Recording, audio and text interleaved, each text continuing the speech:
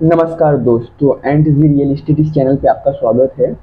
तो इस चैनल पे हम लोग रियल एस्टेट के बारे में बात करते हैं। रियल एस्टेट में मतलब प्रॉपर्टीज उसके बारे में बात करते हैं। तो मैं आपको बताना चाहूँगा कि आपको रियल एस्टेट के बारे में जानना क्यों ज़रूरी है।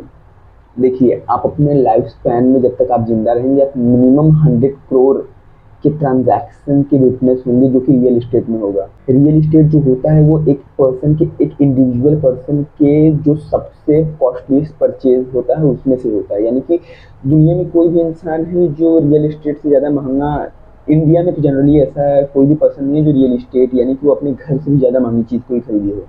यहाँ तक कि जो मुकेश अंबानी जी भी हैं उन्होंने भी एंटीलिया है उसमें 7,500 8,000 करोड़ लगा दिए, लेकिन वो प्राइवेट जेट्स भी जो खरीदते हैं वो 750 800 करोड़ के होते हैं। तो ये जो एक आम आदमी हो या तो एक बिलियनियर मिलियनियर कोई भी हो, उसकी लाइफ का एक सबसे इम्पोर्टेंट और सबसे कॉस्टलीस्ट परचेज जो होता है वो एक रियल इस्टेट होता है। तो इसलिए आपको रियल इस्टेट के बारे में जानना बहुत ज़्यादा ज़रूरी है। और आपके रिश्तेदार, आपके भाई बहन, बहुत सारे लोग हैं जो आपके भी क्लोज फैमिली मेंबर्स हैं, वो भी रियल इस्टेट वगैरह खरीदेंगे बेचेंगे। तो आपको रियल इस्टेट के बारे में एक आइडिया रहना चाहिए। जैसे हम फ़ोन खरीदने जाते हैं तो हम उसके रैम, प्रोसेसर, बाकी सब चीज़ें पता करते हैं, मतलब उसको जानते हैं वो सही रहेगा कि नहीं। तो ऐसे रियल इस्टेट के बारे में भी जानना बहुत ज़्यादा ज़रूरी होता है। तो इस चैनल को फॉलो कर लीजिए। इसमें मैं आपको 360 डिग्री अप्रोच दूंगा रियल इस्टेट के बारे में।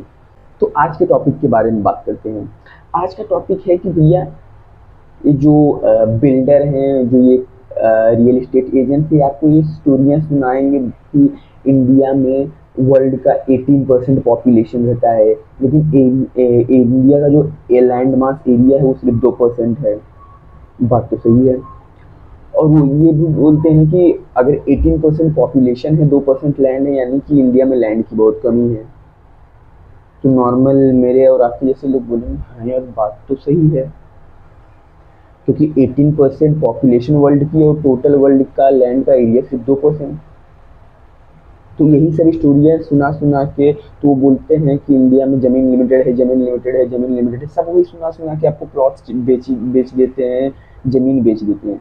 तो इस वीडियो में हम लोग उसी के बारे में बात करेंगे कि इंडिया में सच में ज़मीन लिमिटेड है, और लिमिटेड है तो कितनी लिमिटेड है। तो उसी के बारे में चर्चा करेंगे।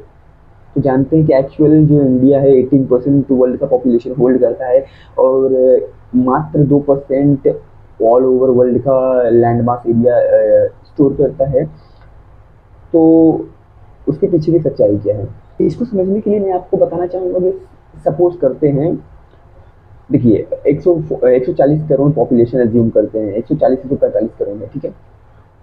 तो उसमें एक इंडिविजुअल, एक पर्सन, देखिए रियल इस्टेट जो होता है वो सिर्फ दो कामों के लिए यूज होता है, या तो एक रहने के लिए, सोने खाने बैठने के लिए, और दूसरा कोई जॉब करने के लिए, यानी कि प्रोफेशनल काम के लिए। अगर वो स्टूडेंट है तो उसके लिए स्कूल हो सकता है, अगर वो कोई बिजनेसमैन है उसके लिए ऑफिस स्पेस हो सकता है, कोई एम्प्लॉय है तो उसके लिए कोई कंपनी हो सकती है। तो रियल इस्टेट सिर्फ दो, जनरली रियल इस्टेट सिर्फ दो कामों के लिए यूज होता है।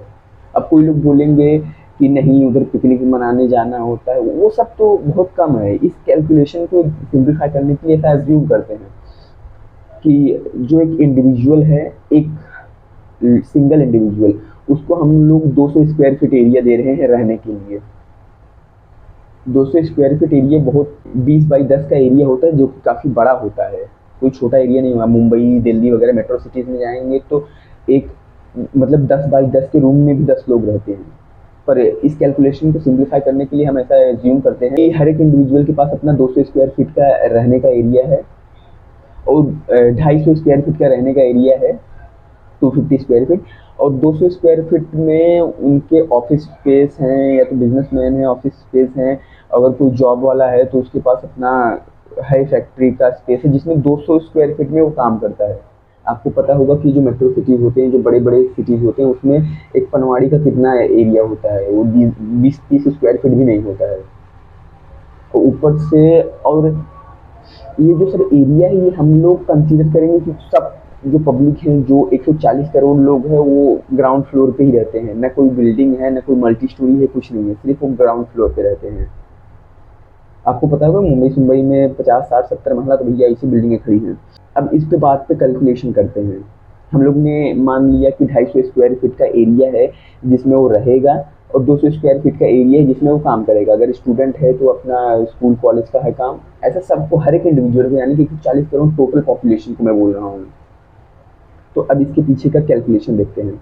तो मैंने कैलकुलेशन करके रखे हैं, जैसे आप लोग देख सकते हैं कि अगर टोटल एरिया ऑफ इंडिया क्या है 3.287 मिलियन स्क्वायर किलोमीटर, अगर इसको स्क्वायर मीटर में कन्वर्ट करेंगे तो 3287 6 टाइम्स 0 मीटर स्क्वायर आएगा। और total area if all Indian used, यानी कि अगर एक इंडियन 250 स्क्वायर फीट रहने के लिए 200 ऑफिस स्पेस के लिए यूज़ कर रहा है, तो 450 स्क्वायर फीट पर इंडिविजुअल देते हैं।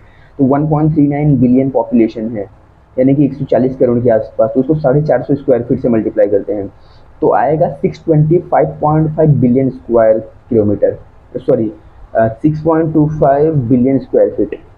ओके, अभी जो स्क्वायर फीट है 625.5, इसको स्क्वायर मीटर में कन्वर्ट करेंगे तो आएगा 58.24 बिलियन स्क्वायर मीटर। और अगर हम परसेंटेज निकालेंगे कि ये इंडिया के टोटल लैंड मास का कितना परसेंट निकलता है, जितना इंडिया के पास है, तो उसका सिर्फ 0.0173%, यानी कि अगर ये जो सिचुएशन मैंने बताया उस ना लेके जाएंगे तो उस सिचुएशन में हमारा जो एरिया है वो टोटल एरिया का सिर्फ 0.017% आ रहा है। तो इस कैलकुलेशन से हमें पता चल रहा है कि अगर सब लोग 450 स्क्वायर फीट एरिया यूज़ करें तो, और कोई बिल्डिंग ना हो, सब ग्राउंड फ्लोर पे रहे, तब भी जाके इंडिया के टोटल मास जो है लैंड मास का सिर्फ 1% से भी कम आता है। तो लोग बोलेंगे यानी कि इंडिया में रियल जो लैंड है बहुत ज़्यादा है, तो लोग बोलेंगे नहीं उसमें कुछ जंगल भी रहेंगे। मान लिया जंगल 30% है, मान लिया और भी बाकी सब चीज़ें 40%, लेकिन भाई सिर्फ 1%। तो लैंड तो इंडिया में लिमिटेड नहीं है, इस कैलकुलेशन से हम लोग ने पता किया। और अगर आपको लग रहा है कि मैंने कुछ कैलकुलेशन में मिस्टेक किया तो आप कमेंट में करके बता सकते हैं। तो जो इंडिया है ना उसमें लैंड की कोई कमी नहीं है। अगर राजस्थान साइड चले जाइए, आप राजस्थान वगैरह साइड चले जाएंगे तो देखेंगे यार इधर लैंड की कोई नहीं है। आप गांव सिटीज वगैरह में जाएंगे, ऐसे खुले में बहुत लंबा लंबा एरिया है। तो जो लोग कहते हैं कि इंडिया में लैंड की कमी है, लैंड की कमी है, इंडिया में लैंड की कमी है, तो लैंड की कमी नहीं है। जैसा कि मैंने आपको बताया उसमें 1% से भी कम आ रहा है। तो अब बात करते हैं कि जो एक्चुअल रीज़न रहता है, तो इंडिया में जो real estate, Mumbai metro cities वगैरह हैं, उसमें इतना रियल इस्टेट हाई क्यों है अगर इंडिया में पैसे की लैंड की कमी कोई नहीं है तो? उसके बारे में किसी और वीडियो में चर्चा करेंगे। इस वीडियो में सिर्फ इतना ही मेरा बताने का मकसद था कि भैया ये जो लोग ऐसा करके बोलते हैं कि इंडिया में लैंड की कमी है, लैंड की कमी है, आप प्लॉट खरीद लो, ज़मीन खरीद लो, ज़मीन तो आपकी ही होती है, तो उसके पीछे का लॉजिक क्या है कि भैया बहुत ज़मीनें हैं, बहुत ज़मीनें लोग खरीद सकते हैं, लेकिन ये मेट्रो सिटीज़ में इतना रियल इस्टेट महंगा क्यों होता है, वो नेक्स्ट वीडियो में उसके बारे में चर्चा करेंगे।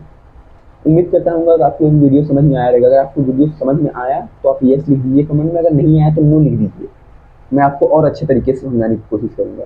और ऐसे ही रियल इस्टेट से रिलेटेड वीडियोस देखने के लिए एंड दी रियल इस्टेट इस चैनल को सब्सक्राइब कीजिए। मिलते हैं किसी नेक्स्ट वीडियो में, तब तक के लिए टाटा बाय बाय, जय हिंद।